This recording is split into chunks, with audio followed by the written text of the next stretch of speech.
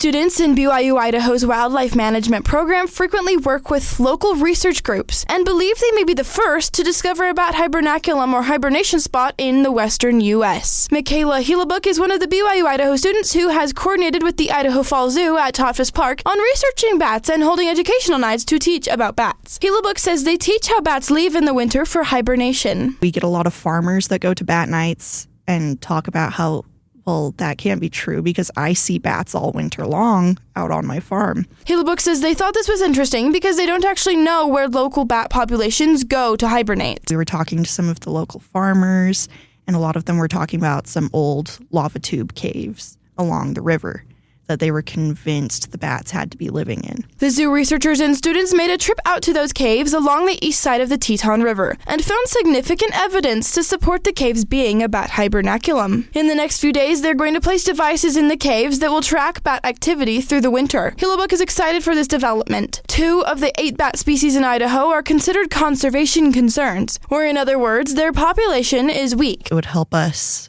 protect those species and make sure that they are thriving, and especially over those winter months that they're not being disturbed, there's nothing happening in those caves, and it would just help that species do well. If the caves turn out to be a hibernaculum, the caves will likely have restrictions placed on them to protect the bat. But Hellebuck says if it is true, it will be a good thing. So it would actually be really good for the farmers to have these bat populations protected, because the bats eat so many of the pests that get into the farm fields. Hellebuck also says this discovery will hopefully lead to more similar discoveries of hibernaculum locations in Idaho. For BYU-Idaho, I'm Kimber Pierce.